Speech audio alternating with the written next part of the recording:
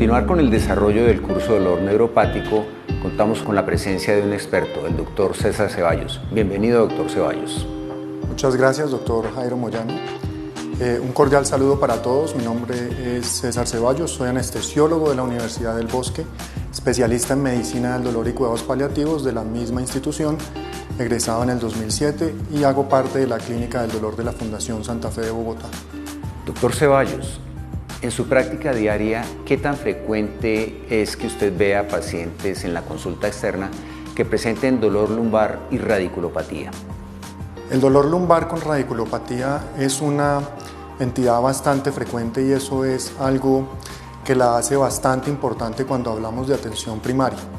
Hablamos de una incidencia aproximada entre el 30 y el 80% de pacientes que durante toda su vida tienen o presentan un episodio de dolor lumbar que puede ser agudo y llegar a cronificarse en algún momento. ¿Cuáles serían las pautas claves para acercarnos al diagnóstico de dolor lumbar con radiculopatía en el paciente de atención primaria? Es muy importante el enfoque de la historia clínica y el examen físico del paciente que llega a nuestra consulta con dolor lumbar. La gran mayoría de estos pacientes presentan un tipo de dolor que es axial, localizado, mientras que otra gran mayoría de pacientes presentan un dolor asociado a radiculopatías con irradiación a miembros inferiores que se distribuye según el compromiso de la raíz comprometida. Una característica muy importante que define entre un grupo de pacientes y el otro es la presencia de la radiculopatía. ¿Qué es exactamente la radiculopatía? ¿Cómo se encuentra tanto en el interrogatorio como en el examen físico esta queja del paciente? Para empezar, es muy importante diferenciar la terminología. Cuando hablamos de un dolor radicular, generalmente asociado a hernias discales, es un dolor que es neuropático, básicamente, asociado a sensaciones como hiperestesias, hipoestesia, que se ocasiona por descargas ectópicas en el ganglio de la raíz dorsal de cada raíz comprometida. Cuando hablamos de radiculopatía como tal, hablamos de un compromiso de la conducción que implica alteraciones tanto en la sensibilidad como alteraciones motoras asociadas a los músculos o grupos musculares que comprometan o que se asocien a la raíz que esté afectada.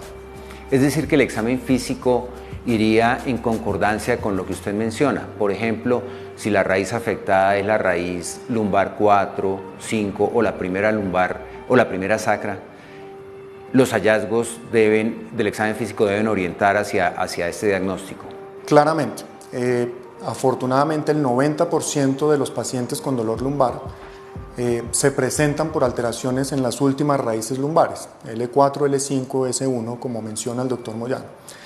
Son raíces que por su clínica pueden ser fácilmente diferenciables durante el examen físico, evaluando los diferentes grupos musculares, los diferentes dermatomas de cada raíz y los diferentes reflejos osteotendinosos atribuibles a cada nervio comprometido. ¿Qué elementos en el examen físico no pueden faltar para un diagnóstico adecuado? El examen físico en estos pacientes con dolor lumbar asociado a radiculopatía es un examen físico que debe ser muy organizado. Empieza desde que el paciente ingresa al consultorio, donde observamos alteraciones en la marcha, alteraciones en la simetría del cuerpo del paciente. Debemos proseguir con una examinación completa, un examen completo del paciente, palpando las estructuras óseas, palpando la musculatura paravertebral, evaluar los movimientos del paciente. Ocasionalmente esta evaluación es difícil por el mismo dolor, pero si se puede, debe hacerse. Evaluar los movimientos rotacionales de la columna lumbar, evaluar los movimientos de flexoextensión de la columna lumbar, evaluar qué tanta restricción o qué movimientos empeoran o aumentan el dolor en el paciente que estamos examinando. Proseguimos con un examen neurológico completo en el cual evaluamos de forma sistemática y evaluando siempre el lado contralateral los dermatomas de las raíces que estamos evaluando, sea L3, L4, L5 o S1, siempre muy importante hacerlo de forma comparativa con el lado contrario. Continuando con el examen físico del paciente, los reflejos osteotendinosos nos guían de forma importante a qué raíces están comprometidas, teniendo en cuenta que los reflejos rotulianos nos hacen referencia a las raíces de L3 y L4, los reflejos aquilianos nos hacen referencia a la raíz de S1, y al evaluar la fuerza del paciente, los grupos musculares también nos guían hacia qué raíz está comprometida. Debemos tener en cuenta que la fuerza del cuádriceps depende básicamente de la raíz de L3 y L4, fácilmente evaluable pidiéndole al paciente que se pare de estar sentado sin ayuda de las manos o haciendo lo que llamamos cuclillas. Esto nos evalúa la fuerza del cuádriceps. La extensión del hallux hace referencia a la raíz de L5, mientras que la flexoextensión del talón hace referencia a la raíz de S1. Doctor Ceballos, es importante cuando el paciente refiere que tiene una o más áreas en sus miembros inferiores como adormecidas, como que las siente menos o como que presenta a veces un hormigueo. Claro que sí. Cuando hablamos del dolor radicular, generalmente asociado a hernias discales, uno de los principales síntomas es el adormecimiento en el dermatoma comprometido por la raíz afectada. Cuando hablamos del examen físico, hacíamos mención de la importancia de siempre comparar con el lado contralateral y debemos hacer o dejar testimonio de qué compromiso sensitivo tiene el paciente sobre la raíz afectada. Si hay hipoestesia sobre la raíz comprometida, es muy importante y debe ser comparada con el lado contralateral para definir si es un signo importante o no. ¿Qué otros hallazgos al examen físico pueden orientar al clínico a pensar que ese dolor lumbar tiene un importante componente neuropático? Cuando hablamos de los hallazgos en el examen neurológico, hablamos de signos, síntomas como la alodinia, como la hiperestesia, la hipoestesia, el adormecimiento en la zona del dermatoma comprometido, y cuando tenemos casos más severos y hay alteraciones de la conducción, ya la afectación motora se hace más evidente y es en este momento cuando hablamos de radiculopatía versus un dolor radicular. Estos pacientes que se presentan con dolor radicular asociados a hernias discales en su gran mayoría, generalmente presentan un dolor que aumenta al ponerse de pie y mejora al estar sentados. Por el contrario de los pacientes con canal lumbar estrecho, que es otra fuente importante de dolor lumbar con radiculopatía, los cuales presentan una mejoría del dolor al estar de pie y empeoran al sentarse. Indudablemente que hay una serie de signos y síntomas que pueden ser motivo de alarma, especialmente en algunos pacientes, y en general se conocen como banderas rojas. ¿Podría usted mencionarnos cuáles, en su opinión, son más importantes? Cuando evaluamos el paciente con dolor lumbar en la consulta externa y en atención primaria, es muy importante la detección de las banderas rojas como un signo inminente de remisión de este paciente a un especialista en columna.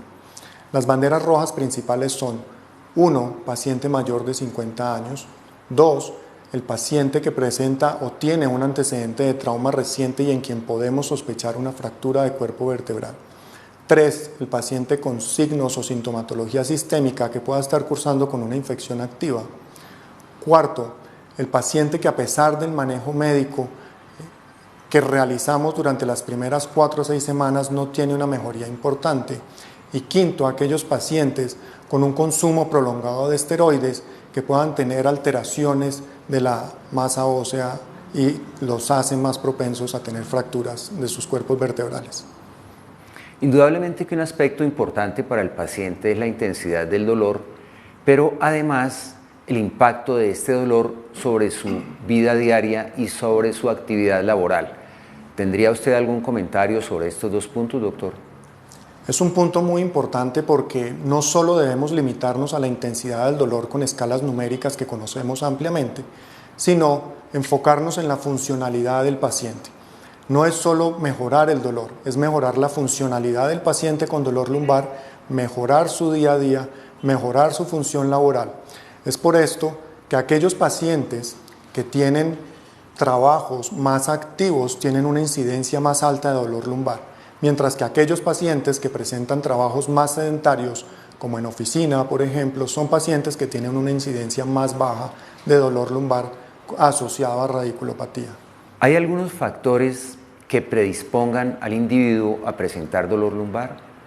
Claro que sí, y son fácilmente detectables durante nuestra consulta. Los factores ampliamente conocidos que pueden empeorar el pronóstico de estos pacientes con dolor lumbar son los siguientes. 1. Aquellos pacientes que durante las primeras 4 a 6 semanas de manejo convencional no tienen una mejoría importante. Segundo, aquellos pacientes que tienen un compromiso de su atmósfera psicosocial, aquellos pacientes con estrés, síndromes de ansiedad, depresión, son pacientes que tienden a cronificarse más y son más difíciles de tratar. Otro factor importante es la satisfacción laboral del paciente. Aquellos pacientes que tienen una baja satisfacción laboral tienden a ser pacientes que se cronifican más fácil, que son más difíciles de tratar, y esto es muy posiblemente asociado a una búsqueda de una compensación laboral.